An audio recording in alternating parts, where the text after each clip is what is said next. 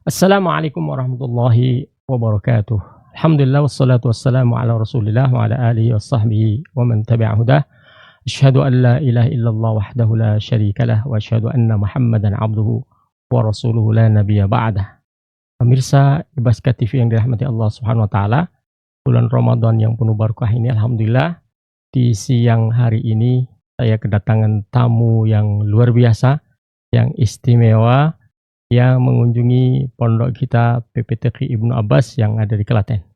Beliau adalah Al-Ustadz Syekh Abdul Afu As'ad Khalil. Kaifa haluk ya Ustadz? الحمد لله رب العالمين. Alhamdulillah Rabbil Alamin. في الصحة والعافية إن شاء الله. الحمد لله. هل في شيء تقدم للمشاهدين الكرام ربما؟ بداية أنا أبارك لكم شهر رمضان الكريم. إخواني المشاهدين، هذا الشهر الفضيل شهر الرحمة، شهر الغفران، شهر العتق من النيران. Yang pertama beliau Syekh Abdul Afu As'ad Khalil menyampaikan ucapan selamat menjalankan ibadah puasa di bulan Ramadan, bulan yang penuh barokah, bulan yang penuh ampunan, bulan yang di dalamnya semuanya akan dibebaskan dari api neraka. ثانيا أحب أن أشكر مركز ابن عباس على أنه أتاح لنا الفرصة لأن نتواصل مع المشاهدين الكرام. Yang kedua beliau sampaikan ucapan terima kasih khususnya kepada Yayasan Ibnu Abbas ya, yang sudah memberikan kesempatan pada beliau untuk menyapa para hadirin, para pemirsa Ibaska TV yang dirahmati Allah Subhanahu wa taala. طيب يعني حضرت هذا البودكاست يعني كيف تشعر؟ حقيقة أنا يعني مسرور جدا أن تكون مثل هذه المراكز القرآنية فيها مثل هذا التطور. نعم. البودكاست الذي الآن هو نوع من أنواع التواصل الاجتماعي. حقيقة شيء مبارك. يعني لنشر الدعوة gitu. نشر الدعوة نعم. Saya bertanya kepada beliau, apakah Anda mempunyai perasaan yang bahagia, yang senang ketika menghadiri podcast ini? Beliau sampaikan bahwa alhamdulillah ini suatu yang luar biasa ketika kita menggunakan media sosial untuk dakwah, untuk menyebarkan kebaikan kepada seluruh umat manusia. Tapi Syekh, سوف نتحدث في هذه اللحظة وفي هذه المناسبة الطيبة عن موضوع ما أهمية التربية للأولاد في الإسلام. Saya sampaikan pada beliau, pada kesempatan kali ini kita akan berbincang bersama terkait dengan urgensi mendidik anak-anak di dalam Islam. Lakin هذا عامة. طيب ربما تريد أن تعطي المقدمة يعني للمشاهدين عن هذا الموضوع. Mungkin ada mukaddimah yang bisa disampaikan terkait dengan tema ini. بسم الله الرحمن الرحيم، وأفضل الصلاة وأتم التسليم على سيدنا محمد وعلى آله وصحبه أجمعين. يعني إخواننا المشاهدين، بالنسبة للتربية حقيقة هي مسألة عظيمة جدا. هذه التربية وكلنا الله عز وجل بأن هي مسؤوليتنا تجاه أولادنا وتجاه مجتمعنا، فهي مسؤولية عظيمة. Beliau sampaikan bahwa masalah mendidik anak ini adalah masalah yang sangat penting yang harus menjadi perhatian utama kita, prioritas kita di dalam mendidik anak kita. Dan ini akan berefek kepada hari-hari perjalanan hidup mereka di masa yang akan datang. وهذا الأمر يظهر جليا عندما تسمع حديث رسول الله صلى الله عليه وسلم كلكم مسؤول وكلكم مسؤول عن رعيته. Beliau sampaikan hal ini bisa kita lihat urgensinya dari apa yang diingatkan oleh Rasulullah sallallahu alaihi wasallam di dalam hadisnya, kullukum mas'ulun wa kullukum ra'in wa kullukum mas'ulun an ra'iyatihi. Setiap kalian adalah penggembala atau sesuatu yang bertanggung jawab pada apa yang ada di bawah kekuasaannya. Maka setiap kalian akan ditanyakan apa yang telah kalian lakukan, siapa mereka yang menjadi tanggung jawab kalian semuanya. وفي هذا الحديث ورد اسم اثنين مهمين في الأسرة. نعم. فالرجل في بيت في أهله راع وهو Hmm. مسؤول عن رعيته، Hmm. والمرأة في بيت زوجها راعية وهي مسؤولة عن رعيتها. Di dalam hadis ini ada dua pokok utama atau dua unsur utama ya di dalam pendidikan ini. Yang pertama adalah seorang ayah. Seorang ayah akan bertanggung jawab terhadap apa yang menjadi kekuasaannya di bawah tanggung jawabnya. Yang kedua adalah seorang ibu juga begitu. Dia akan bertanggung jawab terhadap apa yang menjadi kekuasaannya dan wewenangnya yang ada di bawahnya. Idan yani unsuran hammani hada. نعم. لا يجب يجب عليهما التعاون بينهما يشتركان في تربية الأولاد كذا. صحيح. هذا التربية هي مشتركة بين الرجل والمرأة، وليست فقط هي محصورة في المرأة أو محصورة في الرجل. Nah, jadi saya tanyakan kepada beliau, berarti kan pendidikan itu bukan hanya tanggung jawab satu orang ya, seorang ayah saja atau seorang ibu saja, tapi kedua-duanya bersinergi ya, bekerja sama dalam mendidik anak kita. طيب يا شيخ ya, نعرف بأن هناك القيم يجب أن نغرس على أولادنا. كيف نربي أبناءنا على القيام وخاصة قيم التضحية والجهاد؟ نعم. ما شاء الله، حقيقة يعني سؤال جيد. مسألة التربية هي مسألة كما قلنا آنفا مسألة مشتركة بين الرجل والمرأة. طيب.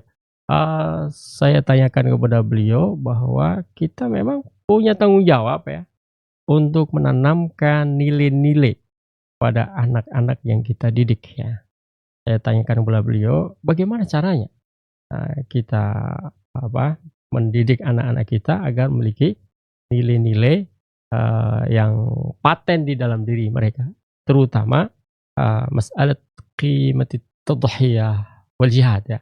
Masalah terkait dengan nilai pengorbanan dan juga nilai jihad di dalam diri mereka. Nah, عموما هي مسألة القيم بشكل عام. فأول بداية التربية تبدأ من اختيار الرجل لزوجته.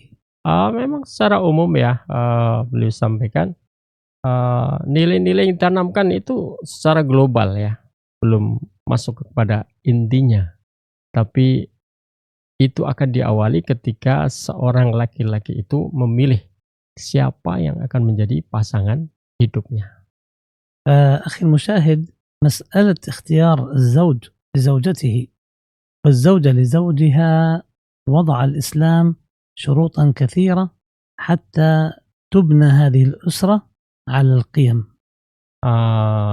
Permasalahan memilih jodoh ya, baik seorang suami memilih calon istri atau seorang istri memilih calon suami, ini akan menjadi dasar bagaimana seseorang itu nanti akan mendidik anak keturunannya. الرسول صلى الله عليه وسلم في حق الزوج قال: من جاءكم من ترضون دينه وخلقه أي القيم فزوجوه.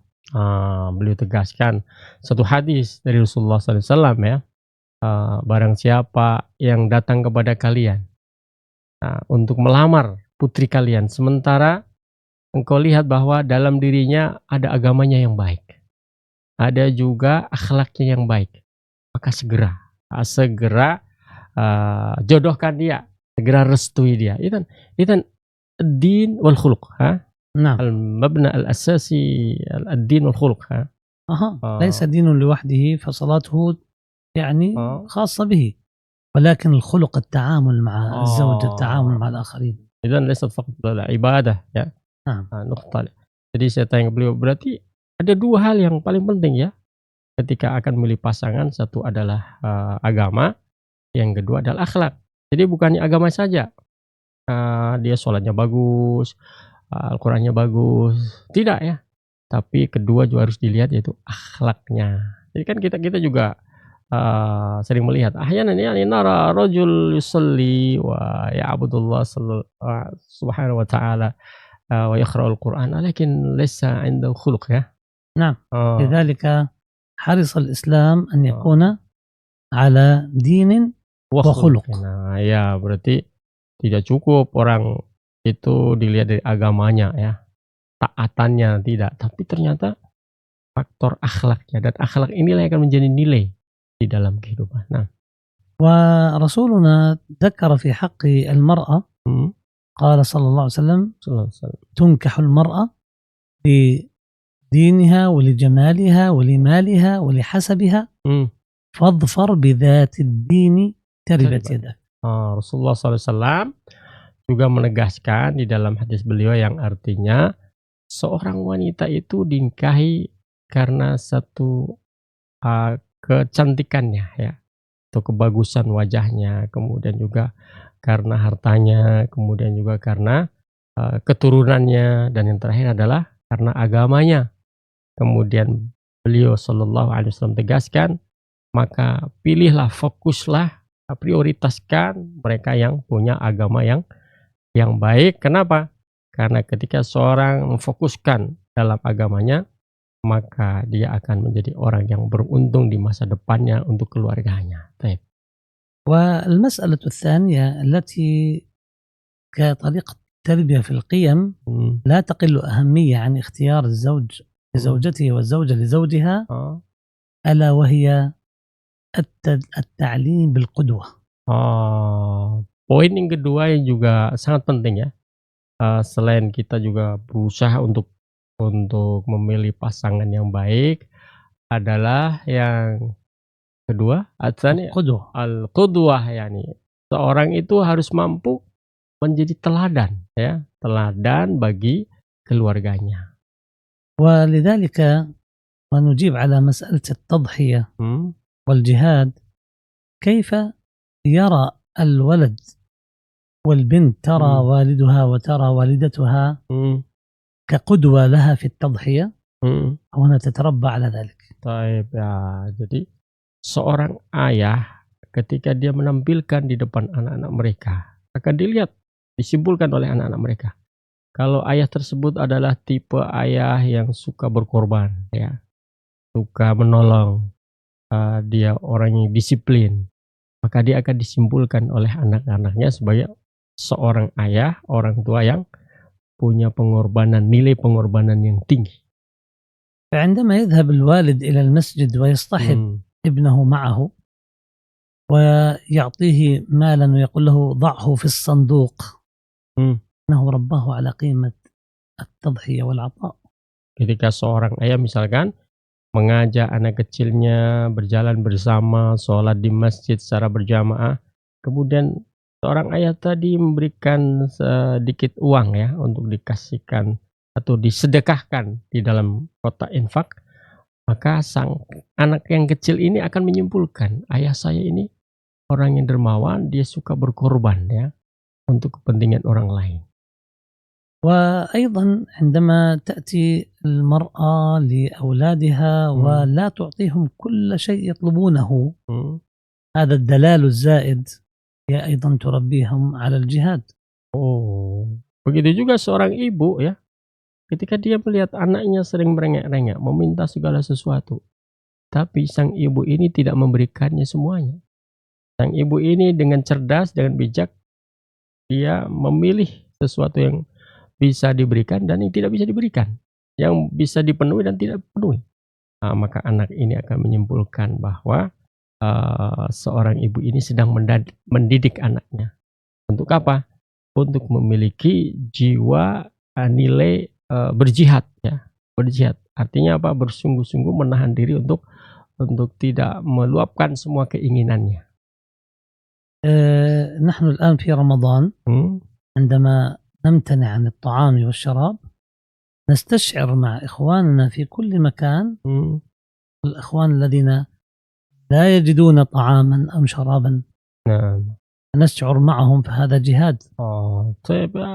Contoh yang nyata real adalah ketika kita sekarang ini di bulan Ramadan ya, ketika kita menahan diri kita dari rasa lapar ya, haus ya, kita juga ikut serta merasakan apa yang dirasakan oleh saudara-saudara kita yang ada di tempat yang lain, dan ini sebagai arti bahwa kita sedang berjihad ya, sedang berjihad menahan diri dari segala sesuatu yang kita inginkan.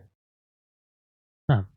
طيب يعني إذًا التضحية والجهاد هي من أمر هام في حياتنا لا سيما في حياة الشباب والفتيان، أليس هكذا؟ نعم. آه. حقيقة هي Saya tanyakan kepada beliau bukan dengan demikian berarti, nilai pengorbanan dan jihad itu sangat penting. حقيقة هذه القيمة، قيمة التضحية والجهاد، هي لا بد أن تلازم يعني في جميع أعمارهم، في الطفولة والشباب حتى عند الرجال، هذه قيمة ملازمة للإنسان. Jadi memang, nilai pengorbanan, nilai jihad ini harus dididik ya, dididik di setiap fase kehidupan anak-anak kita. Anak kecil ada nilai jihadnya tersendiri ya, apa yang harus ditanamkan. Begitu naik bertambah umurnya juga begitu, ada lagi, level yang lain dan begitu seterusnya. Tidak boleh lepas dari kehidupan. لكنها تظهر جليةً Hmm. أكثر ما تظهر في فترة الشباب. Oh, tapi nilai jihad dan pengorbanan ini nanti akan benar-benar terasa dan terlihat ketika anak-anak sudah beranjak dewasa. فالشباب تجد عندهم قدرة على أن يقدم، Hmm. قدرة على أن يضحي، Hmm. لأنه لا يوجد مسؤوليات حوله، Hmm. لا يوجد أولاد، لا يوجد زوجة، Hmm. يريد أن يقدم. Maka dari itu anak-anak muda yang terdidik dalam nuansa seperti itu tadi ketika sudah dewasa akan terlihat dia akan dengan sangat mudah ya, untuk mengorbankan apa yang dia miliki, yang dia punyai, untuk apapun yang dinilai berharga, bernilai bagi dirinya, bagi keluarganya, bagi bangsa, negaranya, bahkan bagi agamanya. تمام. إذًا في غاية الأهمية غرس قيم التضحية والجهاد في حياة الشباب. يعني إذا رأينا يعني أن القرآن كدستور يعني كيف يصنع القرآن الجيل الذي يعني يقدر استطاع على التضحية والجهاد. حقيقة موضوع القرآن الكريم، الله عز وجل عندما أنزله لهذه الأمة نعم. هو رفع قدر هذه الأمة. Memang Al-Quran ini ketika Allah Subhanahu wa Ta'ala turunkan pada manusia, ini memang tujuannya adalah untuk mengangkat dan memuliakan manusia, memberikan kehormatan yang lebih pada manusia. وخير من يبني القيم في الإنسان هو القرآن الكريم. Dan di antara cara yang terbaik dalam menanamkan nilai-nilai kebaikan pada manusia adalah Al-Quran. وحقيقة أول قيمة وأهم قيمة يبنيها القرآن ألا وهي قيمة الإيمان وقيمة التوحيد. Nilai yang terpenting yang ditanamkan oleh Islam, oleh Al-Quran itu adalah nilai keimanan dan tauhid kepada Allah Subhanahu wa Ta'ala. وإذا بنيت هذه القيمة، قيمة التوحيد، قيمة الإيمان، إخواني المشاهدين اعلموا أن باقي القيم سوف تأتي تباعا. Jadi kalau nilai keimanan dan tauhid ini sudah tertancap kuat dalam diri seorang manusia, maka nilai-nilai keimanan, nilai-nilai kebaikan selanjutnya itu akan dengan otomatis dia akan tumbuh terus-menerus ya. فآيات القرآن كثيرة جدا التي تتحدث بعد التوحيد عن الإنفاق، وهذا إنفاق فيه تضحية. وأنفقوا فيه تضحية. Kalau kita lihat dan telusuri ayat-ayat Al-Quran itu ya, banyak sekali ayat-ayat yang di sana menyuruh kita, memerintahkan kita dengan menginfakkan ya. Anfiqu fisabilillah wa anfiqu. Banyak sekali. Ini artinya apa? Ini artinya bahwa Al-Quran menginginkan kita menumbuhkan nilai tadhiyah, pengorbanan dari apa yang kita miliki ya, untuk kita korbankan, berikan kepada orang lain yang membutuhkan. Nah, وهناك آيات أخرى تتحدث عن الجهاد nah, وعن فضل الشهيد والشهادة hmm, وأن الشهيد حي عند الله لا يموت hmm. فهذه أيضا تغرس قيمة الجهاد. Oh, dan di sana juga kita dapatkan banyak sekali ayat-ayat yang memotivasi kita untuk berjihad, kemuliaan orang-orang yang syahid, bahwa orang-orang yang syahid itu mereka tidak mati sesungguhnya di sisi Allah Subhanahu wa taala, mereka semuanya adalah hidup di sisi Allah Subhanahu wa taala. أيضا هناك قيم كثيرة جدا جدا في القرآن الكريم يعني يربيها القرآن في جيل القرآن. Dan di sana banyak sekali dipaparkan di dalam Al-Qur'an nilai-nilai yang tujuannya adalah untuk membangun generasi Qur'ani. طيب يا شيخ إذن يعني القرآن له دور فعال دور فعال في صناعة الجيل الخاص الجيل الفريد نعم. الجيل الذي يعني يتخالف مع جيل الآخر. Jadi saya tanyakan kepada saya, berarti Al-Quran ini punya cara khas ya di dalam mendidik generasi ya, generasi yang berbeda dengan generasi yang lainnya. يعني سبحان الله عندما تنظر للقرآن الكريم فيه كما قال الله عز وجل عن في الحديث عن أهل القرآن قال صلى الله عز وجل أهل القرآن هم أهل الله وخاصته. Nah, Allah Subhanahu wa taala tegaskan di dalam hadis qudsi bahwa di sana disebutkan posisi ahlul Quran. Ahlul Quran di sisi Allah Subhanahu wa taala ini sebagai keluarga Allah dan orang-orang yang diistimewakan oleh Allah Subhanahu wa taala.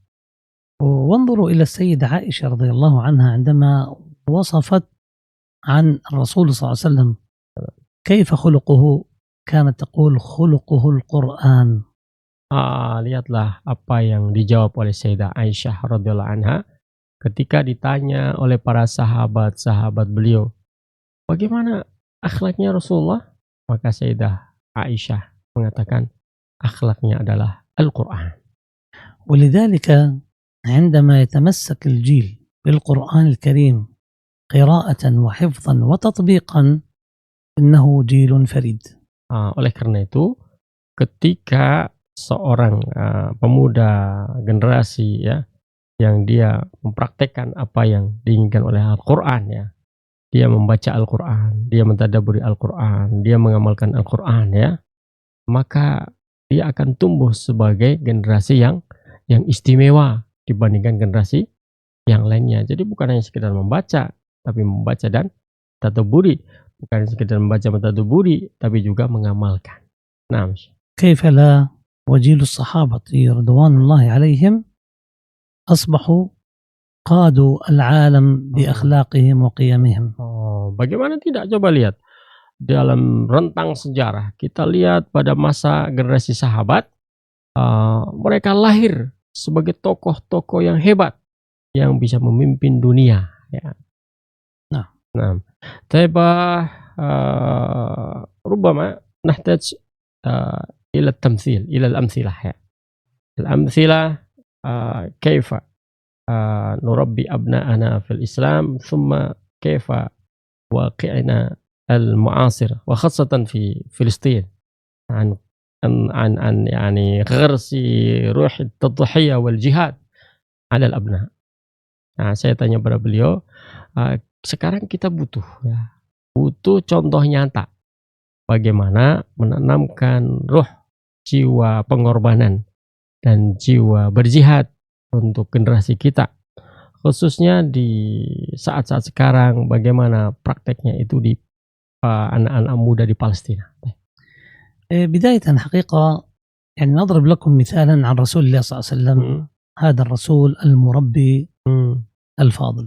Nah, yang pertama mestinya kita juga perlu menyebutkan contoh yang paling hebat ya, yang paling utama untuk kita perhatikan, kita contoh adalah Rasulullah Sallallahu Alaihi Wasallam. Beliau seorang murabbi, pendidik yang luar biasa.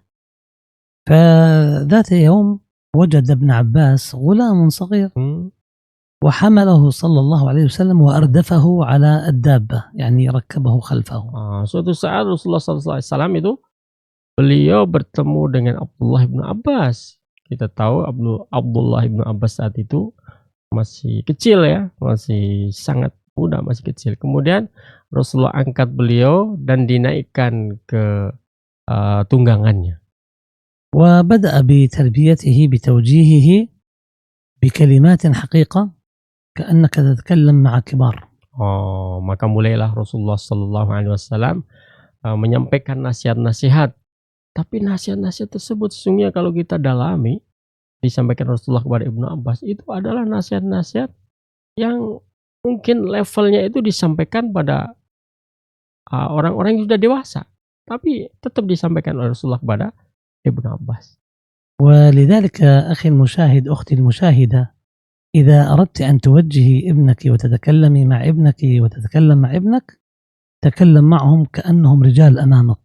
Wow, ya, ada azim. تربية هذا في التربية. Jadi begini, ayah bunda yang dirahmati Allah Subhanahu Wa Taala, pemirsa TV Ibaska TV yang dirahmati Allah Subhanahu Wa Taala, kalau kita berdiskusi dengan anak-anak kita, jangan anggap mereka sebagai anak-anak, tapi anggap mereka sebagai orang-orang yang dewasa, yang sudah besar ya. Maka gaya bicara kita angkat lagi, naikkan lagi levelnya menjadi gaya bicara orang-orang yang dewasa. ولننظر إلى توجيهات النبي لابن عباس الطفل. يقول صلى الله عليه وسلم يا غلام احفظ الله يحفظك. Coba kita lihat redaksi yang disampaikan oleh Rasulullah kepada Ibnu Abbas ya. Rasulullah SAW mengatakan ya gulam. Ya gulam. Gulam ini sebutan bukan untuk anak kecil, tapi sudah agak dewasa. Ihfazillaha yahfazka. Jagalah Allah, maka Allah akan menjagamu. Ihfazillaha tajidhu tujahaka. Jagalah Allah, maka dia Allah akan hadir di depan. Idza sa'alta fas'alillah wa idza ista'anta fasta'in billah. Jika engkau meminta sesuatu, maka mintalah pada Allah.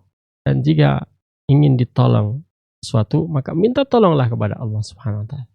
وهذا كله تربية على التوحيد وتربية على الاعتماد على النفس. Ini semuanya menunjukkan pendidikan untuk menanamkan tauhid dan juga pendidikan untuk menanamkan percaya pada kekuatan dan kemampuan dirinya sendiri. نعم. واعلم أن الأمة لو اجتمعت على أن ينفعوك بشيء لم ينفعوك إلا بشيء قد كتبه الله لك. Kemudian Rasulullah mengatakan, ketahuilah, seandainya seluruh umat manusia itu berkumpul dan berusaha untuk mendatangkan manfaat kepadamu, maka sungguh hal tersebut tidak akan terjadi kecuali apa yang telah Allah tetapkan untukmu. ولو اجتمعوا على أن يضروك بشيء لن يضروك إلا بشيء قد كتبه الله عليك. Begitu juga sebaliknya. Seandainya seluruh manusia itu berkumpul semuanya berusaha untuk mencelakaimu, ya, dan itu tidak akan terjadi kecuali yang telah Allah tetapkan untukmu. وهذه الكلمات تربي الإنسان على القوة وعدم الضعف. Nasihat-nasihat ini disampaikan oleh Rasulullah Sallallahu Alaihi Wasallam kepada Ibnu Abbas. Ini luar biasa, menunjukkan bahwa Rasulullah ingin menanamkan dalam diri Ibnu Abbas, contohnya adalah rasa memiliki kekuatan, tidak boleh merasa lemah. فلو أقبل الرجل على الجهاد وكان لا يقرر موت فيقبل على الجهاد دون موت ولا يخاف. Seandainya seorang sudah ditetapkan, yang sudah mempunyai nilai-nilai tadi, ditetapkan agar dia berangkat berjihad, maka tidak akan timbul rasa takut sama sekali terhadap kematian yang akan menyongsongnya. وختم الرسول صلى الله عليه وسلم وقال رفعت الأقلام وجفت الصحف أي كل شيء في علم الله عز وجل. Kemudian Rasulullah Sallallahu Alaihi Wasallam menutup nasihat beliau, rufi'atil qalam wa jaffatis suhuf. Artinya semuanya memang sudah ditakdirkan, tertulis di sisi Allah Subhanahu wa taala. Yani subhanallah, hadhihi an-nasaih 'azimah ya. مثل هذه النصائح ربما توجه إلى الرجل كبير. نعم. ولكن الواقع يعني ابن عباس ما زال صغيرا نعم. يستمع إلى مثل هذه النصائح. أحسنت. ولذلك إخواني المشاهدين حذاري أن تتعامل مع ابنك كطفل. Jadi saya sampaikan tadi, wow, berarti sesungguhnya kalau kita renungi nasihat Rasulullah kepada Ibnu Abbas, itu nasihat yang semestinya disampaikan pada orang-orang yang udah dewasa, udah besar. Tapi faktanya Ibnu Abbas saat itu masih kecil, ya. Maka beliau sampaikan, nasihati, mari ayah bunda yang dirahmati Allah Subhanahu wa taala, hati-hati dan berusaha semaksimal mungkin jangan senantiasa menganggap anak kita sebagai anak kecil. Ya. Hadirkan di depan mereka bahwa kita mulai menganggap mereka sebagai orang dewasa. Sehingga akan secara perlahan dia akan naik kedewasaannya, levelnya akan naik. Nah, فعندما تتعامل معه كطفل تصبح أنت تتخذ القرار عنه وأنت تأمره هكذا، يمشي طريق هكذا وهكذا، وستتفاجأ أن هذه تربية خاطئة. Ketika kita senantiasa menganggap anak kita sebagai anak kecil, maka yang namanya anak kecil selamanya akan diarahkan, ya, kamu ke kanan, ke kiri, dan akhirnya di di episode berikutnya nanti kita akan dikejutkan dengan peristiwa-peristiwa yang mungkin akan mencengangkan pikiran kita dari perilaku mereka. Nah, فدورك أن تبين له، تنصحه وتدعه يختار، وبعد اختياره هو سوف يعلم أين الخطأ وأين الصح. Jadi peran kita adalah menunjukkan pilihan-pilihan, ya, antara A dan B. Setelah itu anak kita yang akan memilih, ya, mana yang benar, mana yang salah. Dia yang akan menemukannya. Nah. وفي عصرنا هذا خير مثال للتضحية والجهاد إخوانكم في فلسطين. Pada era sekarang ini, pemirsa Ibasika TV yang dirahmati Allah Subhanahu wa taala, contoh yang terbaik, ya. Contoh yang terbaik dalam hal menanamkan nilai pengorbanan dan jihad ini adalah saudara kalian yang ada di Palestina. فهم أول ما يفتح أعينهم على الحياة يجد أخا له كبير قد قدم روحه من أجل القدس والأقصى. Allahu Akbar, ya. Seorang anak kecil yang terlahir, ya, atau anak kecil yang baru tahu dunia, ternyata begitu membuka matanya, apa yang terjadi? Dia sudah melihat di depan matanya, ya, saudaranya sudah mengorbankan jiwanya. ينظر إلى أمه وإذ بها لا تشق الثياب ولا تلطم الخدود حزنا على ابنها الشهيد، بل تقول إنه ينتظرنا في الجنة. Masya Allah. Dan seorang ibu yang kehilangan anaknya tadi, ya, dia mengatakan kepada si kecil tadi, lihat, ya, saudaramu sudah mengorbankan jiwanya. Jangan sedih, jangan galau. Kita akan bertemu dia di surga kelak. طفلين اثنين من فلسطين. الآخر الأول يقول لأخيه أخويا مات. هذاك الآخر طفل يقول له لا لم يمت، إنه شهيد عند الله. Masya Allah. Jadi ada semacam sinergi, ya. Ada semacam saling menguatkan. Ketika seorang anak kecil itu melihat saudaranya meninggal, mati, satu anak ini mengatakan, kakak saya mati. Yang satu menguatkan, tidak, dia tidak mati. Dia itu syahid. Dia hidup di sisi Allah Subhanahu wa taala. Masya Allah. هذه القيم نظروها أمامهم تطبيقا عمليا، وهذا ما نسميه القدوة. Nah, nilai-nilai semacam ini biasa dilihat di depan mata mereka secara realita, ya. Dan inilah yang menjadi qudwah, teladan bagi yang lainnya. عندما يروا الأبناء لا يوجد بيت، لا يوجد شيء يأويهم ويبقى الفلسطيني ثابتا على أرضه Hmm. فهذا جهاد. Nah, Masya Allah. Jadi ketika anak-anak Palestina, anak-anak Gaza melihat ayahnya tetap tegar, dia berdiri kokoh di atas tanahnya yang sudah hancur lebur, maka anak itu melihat sosok ayah ini seorang ayah yang rela berkorban. Dia berjihad dengan segala sesuatu yang dimilikinya. هل تعلم أن أغلب المجاهدين في فلسطين من حفظة كتاب الله؟ Tahukah para pemirsa sekalian yang dirahmati Allah SWT bahwa mayoritas para pejuang-pejuang yang ada di Gaza khususnya, mereka adalah para penghafal Quran. هذا القرآن يدفعه لأن يحمل القنبلة هكذا دون خوف إلى الدبابة ويضعها ويعود دون خوف. Quran inilah yang mendorong dia untuk berani melawan agresor, penjajah Zionis Yahudi Israel secara lantang di depannya, bahkan langsung berlawanan dengan penjajah ini. فحقيقة هذه نماذج حقيقية في عصرنا الحاضر للتضحية والجهاد. Jadi inilah contoh nyata realistis di depan mata kita. Tentang apa?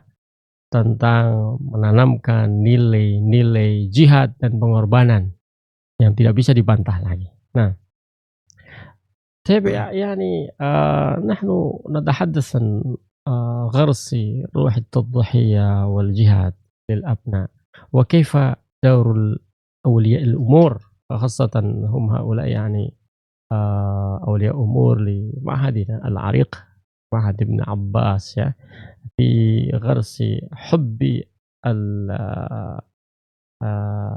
في حب الأقصى حب الأقصى في قلوبهم. نعم ما شاء الله. بداية أسأل الله عز وجل أن يبارك في هذا المركز، مركز ابن عباس، وأن يجعله إن شاء الله دائما في بركة وفي حفظ بإذن الله. Jadi saya bertanya kepada beliau, terus posisi kita misalkan Bapak Ibu sekalian, ayah bunda, para wali murid, wali santri ya dari PPTG Ibnu Abbas yang dirahmati Allah SWT, apa peran mereka kira-kira dalam menanamkan cinta Al-Aqsa ya di dalam diri mereka? Beliau sampaikan yang pertama kali beliau mengucapkan apresiasi yang tinggi sedalam-dalamnya kepada pondok ini PPTG Ibnu Abbas yang sudah menyiapkan ya dan terus-menerus menyiapkan generasi yang terbaik insyaallah. أما بالنسبة لدور أولياء الأمور فدورهم مهم جدا جدا جدا من خلال تحويل هذه العاطفة وحب الأقصى إلى ترجمة عملية. Adapun peran para wali santri dalam rangka menanamkan cinta kepada Al-Aqsa di dalam hati mereka sampai kepada praktik di alam nyata ini peran mereka sangat besar sekali. ويحول هذه إلى مشاريع عملية في الأسرة. Dan ini bisa direalisasikan pada program yang nyata ya dalam kehidupan sehari di sebuah rumah tangga. فمثلا لو جاء بمشروع في البيت سماه قصة الأقصى. Mungkin bisa saja kita hadirkan di tengah-tengah rumah tangga kita dengan suatu program ya, kisah tentang Palestina, kisah tentang Al-Aqsa. وهذه البرنامج يتحدث عن الأقصى، عن أهمية المسجد الأقصى، عن ماذا يحدث في المسجد الأقصى. Mungkin program yang digulirkan oleh orang tua ya, para wali santri ini ya nanti berdiskusi ya atau menyampaikan cerita tentang kedudukan Al-Aqsa, pentingnya membela Al-Aqsa dan seterusnya. ويعني يتنوع بالوسائل. أحيانا يأتي لهم بفيديو من اليوتيوب يشاهده العائلة كلهم مع بعضهم البعض يتناقشون حوله. فالمعرفة أساس العمل. Jadi nanti beragam ya, bisa beragam. Mungkin seorang ayah ibu itu menghadirkan video tentang Al-Aqsa, kemudian ditonton bersama-sama, kemudian diskusikan bersama-sama terkait video tersebut ya. Atau program yang lain ya, bisa bervariasi. Nah, إحدى المشاريع ممكن أن تكون مثلا مشروع حصالة الأقصى. Nah, salah satu program mungkin ringan untuk dijalankan ya. Jadi mungkin ayah bunda, kepala wali santri juga bisa menjalankan ini ya. Beliau sampaikan contohnya mungkin buatlah kenceleng ya, kenceleng tabungan untuk Al-Aqsa ya. Ya kenceleng kecil gitu ya, kecil ditaruh di rumah dan diberitahukan kepada anak-anak kita akan nabung donasi untuk Al-Aqsa.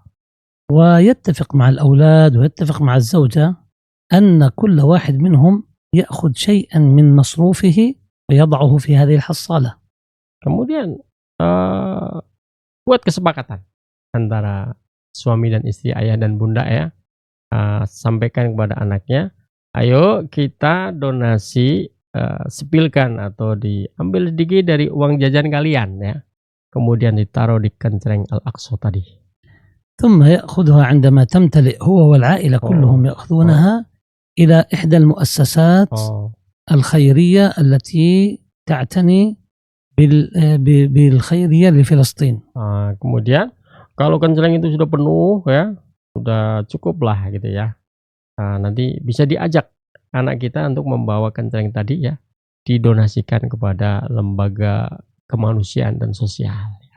فمثلا مثل مؤسسة الكنربي نحن نعلم أنها ترسل مساعدات إلى فلسطين. تذهب أنت والعائلة تزورهم وهذا يقرر قيمة عظيمة. Contoh diantaranya adalah diserahkan kepada KNRP ya, yang rutin dan secara konsisten memberikan bantuan kemanusiaan disampaikan kepada saudara mereka yang ada di Palestina. Jadi anak tadi diajak bersama untuk menyerahkan itu hasil dari donasi yang dikumpulkannya ya gitu. من المشاريع أيضا ممكن نسمي جلسة اسمها جلسة حوارية كل أسبوع مرة، جلسة حوار مع الأهل والعائلة. ما نطرح فيها أسئلة منها مثلا ما دورنا تجاه المسجد الأقصى المبارك. Nah mungkin cara yang lain itu bisa apa? Bisa membuat satu agenda diskusi bareng ya, diskusi bareng dengan anak-anak kita dalam satu majelis ya, diskusi dengan tema Al-Aqsa tentunya ya. Jadi ada satu peristiwa, satu berita ya, saling mengisi ya, saling menganalisa, saling menyampaikan pendapatnya tentang Al-Aqsa. حقيقة دور الأولياء الأمور دور كبير جدا. حاول أخي المستمع أختي المستمعة أن تجلسا الزوج والزوجة مع بعضهم البعض سيخرج أفكار كثيرة جدا غير هذه الأفكار. Nah, terus terang memang kalau kita renungi peran ayah bunda ya mendampingi anak-anaknya untuk menanamkan ruh pengorbanan dan jihad terutama untuk membela Al-Aqsa ini jadi sangat penting sekali ya. Pasti dari ayah bunda sekalian, para wali santri, pemirsa BSK TV yang dirahmati Allah SWT, pasti punya pikiran yang lain. Variasi bentuk untuk menanamkan ruh pengorbanan dan jihad ini kepada anak-anak kita pasti ada. Variasi macam-macam. Silakan nanti bisa dikreatifkan masing-masing sesuai dengan situasi kondisi masing-masing. Tapi ya Syekh, falurubbama yani la yas'al waqt lana yani naktafi bihadzal qadar. Pemirsa BSK TV yang dirahmati Allah, karena waktu pula yang memisahkan kita semuanya, barangkali kita cukupkan sampai di sini. Rubbama hunaka kalimat min fadilatik ya Syekh. في نهاية هذا الحلقة أود أن أشكر مركز ابن عباس على إتاحة لنا الفرصة في أن نكون مع أولياء الأمور في هذا البودكاست. ونقول لهم لأولياء الأمور ولمركز ابن عباس matur nuwun. Matur nuwun. Matur nuwun iso basa Jawa ya. Saya iso basa Jawa. Matur nuwun wa terima kasih. Terima kasih. Masyaallah. Ya, beliau sampaikan rasa terima kasih kepada PPTG Ibnu Abbas yang memberikan kesempatan beliau untuk melakukan podcast ini ya, melakukan podcast ini. Demikian para pemirsa BSK TV yang dirahmati Allah Subhanahu wa taala. Semoga podcast ini bisa membuka wawasan kita semuanya ya, pencerahan kepada kita semuanya betapa pentingnya tentang menanamkan ruh jihad dan tadhiyah, pengorbanan untuk anak-anak kita. Sampai jumpa kembali di kesempatan yang lain. Barakallahu fikum wa nastaghfirullahaladzim. Subhanakallahumma wa bihamdika asyhadu an la ilaha illa anta astaghfiruka wa atubu ilaik. Mohon maaf atas segala kekurangan dan khilafannya. Barakallahu fikum. Wassalamualaikum warahmatullahi wabarakatuh. Nah, syukran ya Syekh. Jazakumullah. Barakallahu fikum. Nah.